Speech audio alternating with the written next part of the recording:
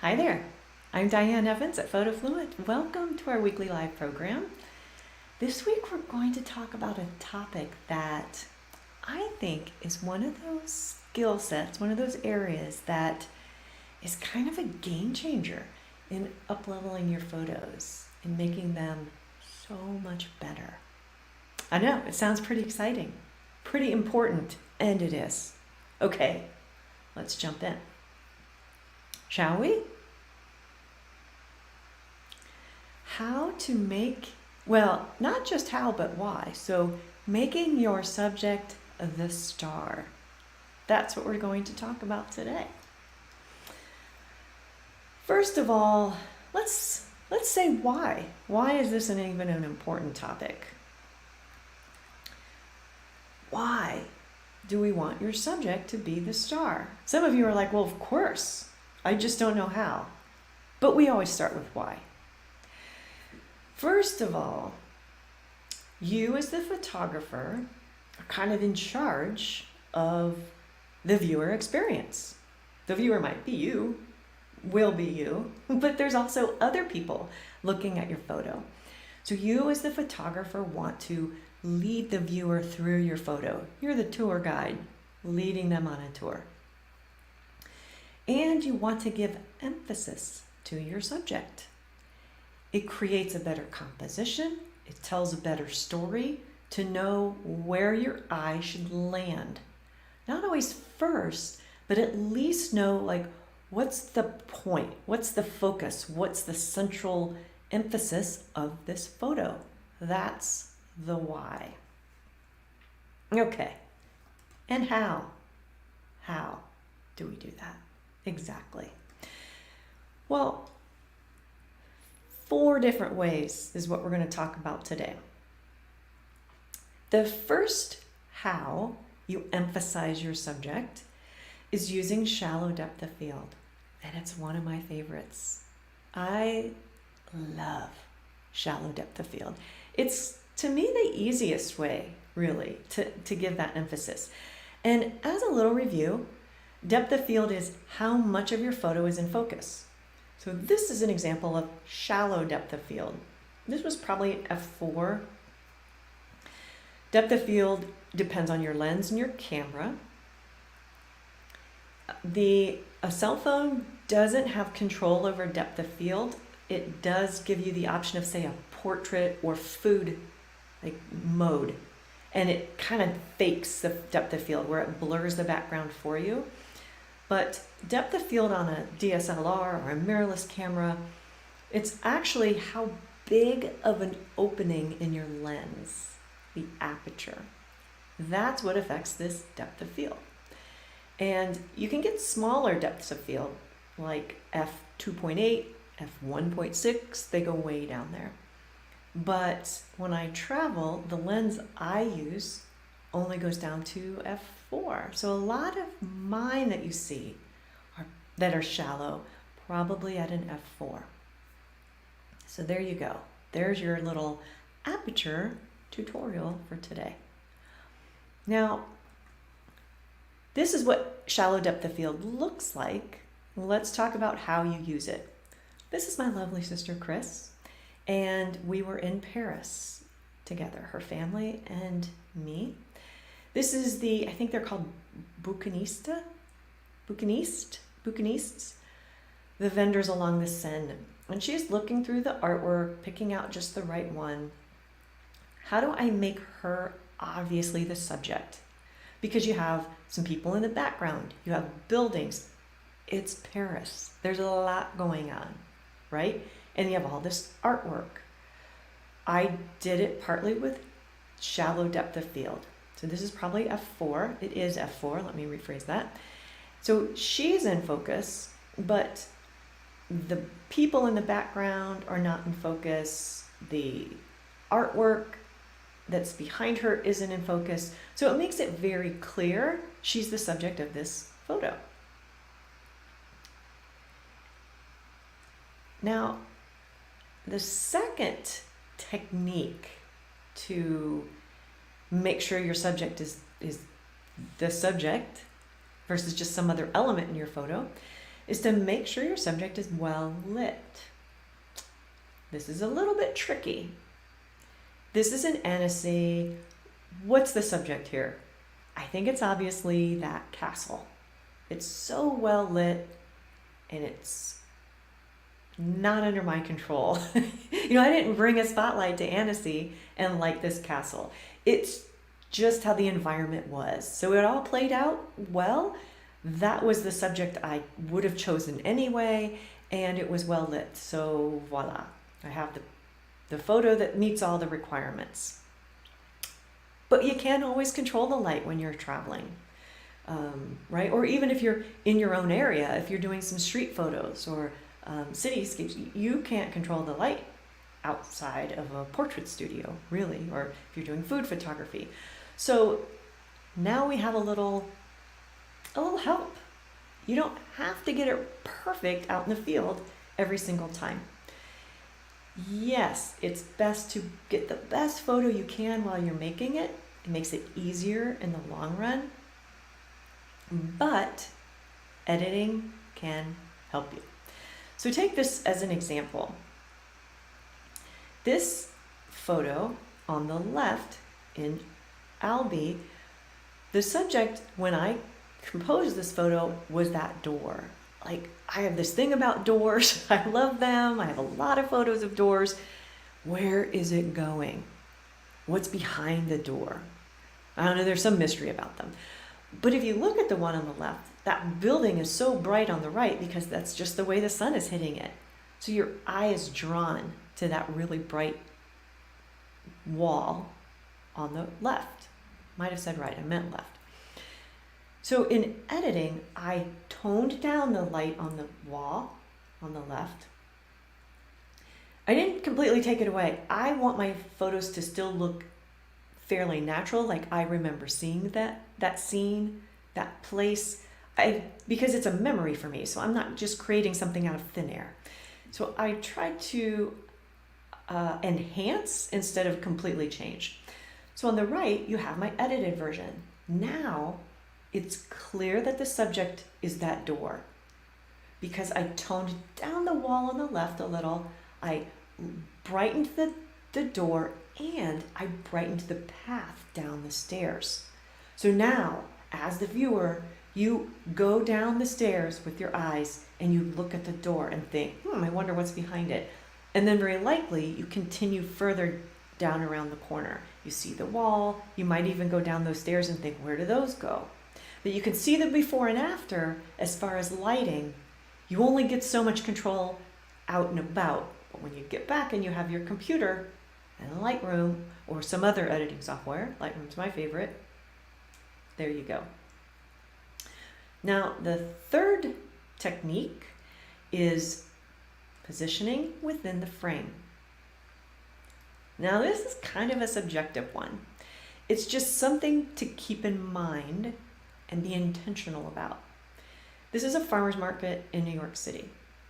There are lots of tomatoes and produce and people and vendors. I wanted to show the produce. Yes, all of the tomatoes can be your subject. Not one thing has to be the subject. It can be a moment. It can be a group of things. It's just important to know what is it.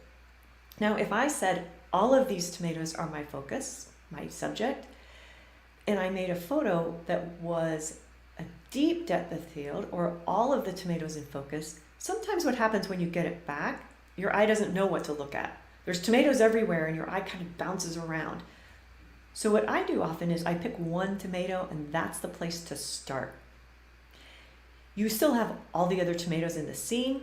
You have the background to give context. So you get, this looks like a farmer's market, and there are green tomatoes and red tomatoes and other produce behind it, containers.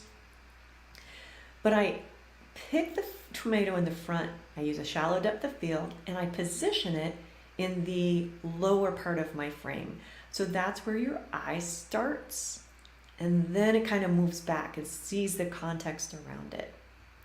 But now, I also might have taken other photos where I position it in different parts of the frame. So this is something that it's kind of matter of, it's trial and error and your preference. This is another one where there's a lot going on here. And so to ground it and to give some direction, I put these ruins in the lower right-hand corner of the frame. So your eye tends to look there first and then go back to the buildings and the bay and the ship, the mountains in the background. What I recommend is try it in the lower right corner, lower left corner, upper right corner. Try it in different areas of the frame. And if you think, I don't have time to do all of that, it can go pretty quickly. You focus, and then you kind of just shift your camera so that it ends up in different parts of the frame. And then when you get back, often what your instinct tells you is the best option. If your instinct says lower right-hand corner and that's your first one, a lot of times that's the best one, but not always. So getting some different options will help you sort it out later and figure out which one's the best. Every once in a while, I switch to another screen just to see if we have any comments, who's coming in. Hello, I see you out there. Fourth and final recommendation on how to make sure your subject is the focus. Pay attention to distractions. There's nothing worse in a photo than some neon jacket or bright white car that's taking all the attention away from your subject. This is in Lyon, and the subject of the photo is the cathedral. So that's really where your eyes go. You see the cathedral, but then you also kind of look around at the other buildings in the context. Now, there are other things below this frame. People, cars, it's a city. There's a lot going on. I either chose to shift my frame up a little bit to eliminate all those distractions so that your eye really looks at the architecture. The cathedral, the main focus, but the architecture in general is what we're focusing this photo on, right? I say either I shifted my frame or I didn't even think about it. I just knew that was my focus. Because you know what? I don't get it all right out there either. I get excited. I use the wrong camera settings. I don't frame it exactly right. But that's what cropping is for, my friend. Because if you get a photo back and there's a glaring distraction in it, you can just crop it out. Not always. So the more you're intentional, the more you think about it, the better off you'll be. Because sometimes you try to crop it out and you take a really good piece of your photo along with it. Sometimes it's super easy and just crop it out. Okay, so the more you're intentional, the better off you'll be. And here is another example of eliminating some distractions.